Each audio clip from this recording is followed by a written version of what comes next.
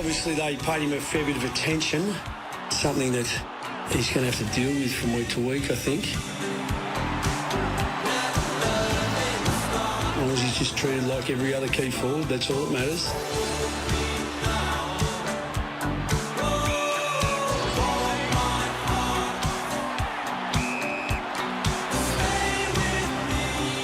We thought we'd get on the front end of this with Razor's Edge. Special assignments. Ray Chamberlain, welcome.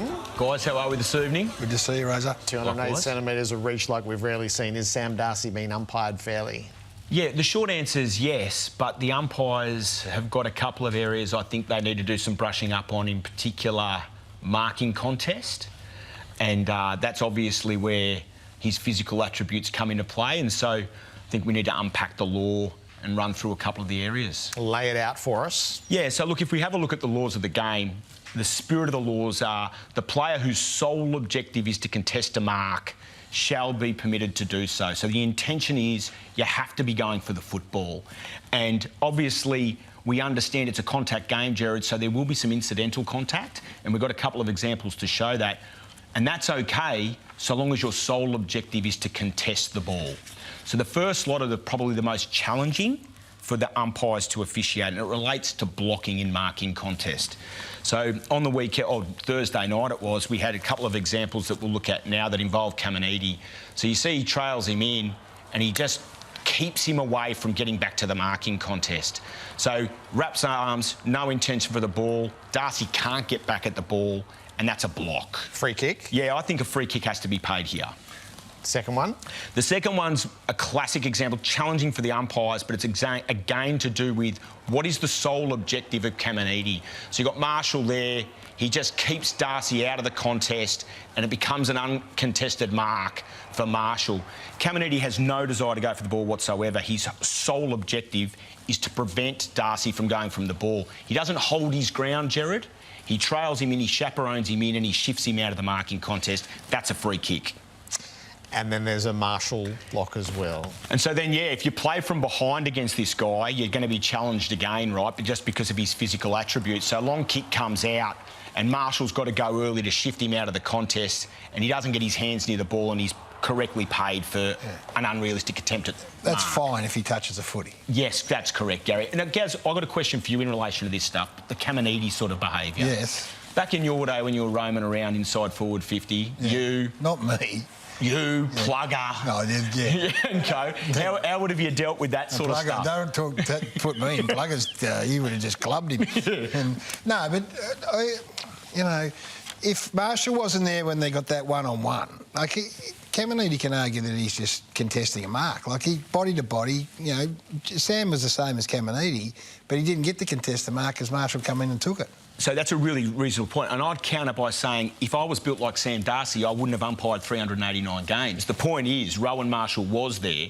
Caminiti's got no desire to mark the football. He's going to shield his teammates back, and he just chaperones him out of the contest. The sole objective of the player must be to contest the football. Yeah, and the sole objective of the marker, he must be allowed to contest the mark, right? Correct. But that's not always going to happen. You know, the defender's not going to say, oh, you've got a solid, I'm going to let you go. Correct, and you don't have to evaporate, right? So I think what we're talking about in that situation there is, once you get him out of position, get back at the ball. Right. Yeah? So that's the block. What about the hold? Holds, I think the umpires are across pretty well, Gerard, and I think they know what it looks like and they're easier for us to pick up. In this instance here, it's a really good free kick from the umpire in the evening. It's a correct holding free kick to Darcy.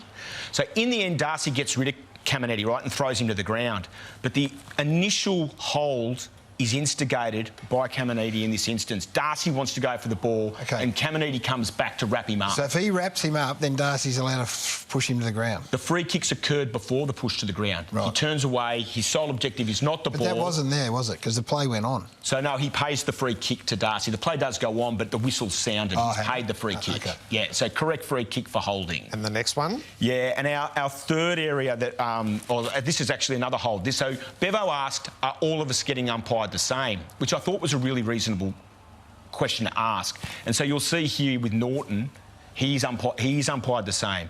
There's a wrap around the waist, preventing him from getting back and hooking up at the ball. Free kick paid, 20 metres out, directly in front of goal. So, you know, in terms of Luke's request, I think that was evidenced on Thursday night. The arm interference, I think, is going to be the big one, and it'll last as long as Sam's career does, because if you can't reach the ball, we're going to have to be vigilant on the chopping of the arms. That's exactly right. So if we come back to this notion of sole intention is to contest the football, the things that the umpires will look for, they'll look for this sweeping hooking motion as opposed to a spoil, or they'll look for a catch and grab on around the bicep and elbow.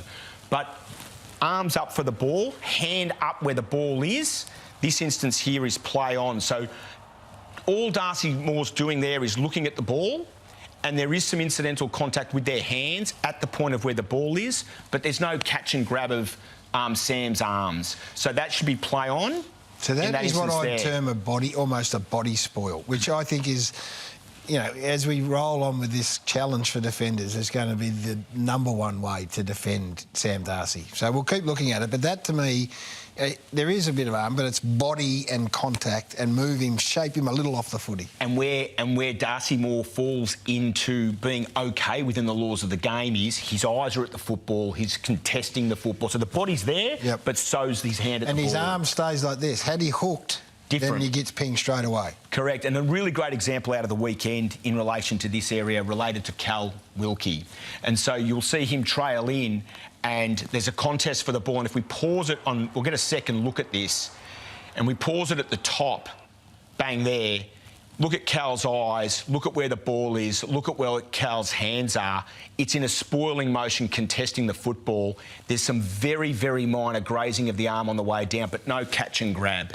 And so this decision for play on is an elite decision. Yep, I agree with that. That is a great decision. So probably the last area that we've got, Gerard, is pushing the back. And so, quick one here. Yeah, so all I'll say is this. He can get free kicks, but he can give them away. And so this notion about if you play him in front, you get assertive, you're going to be... He can't push him in the back and get rid of him like that. So the umpires have to be vigilant. If Caminiti's assertive and gets in front, they've got to correctly pay push in the back. Which they haven't been paying. Correct.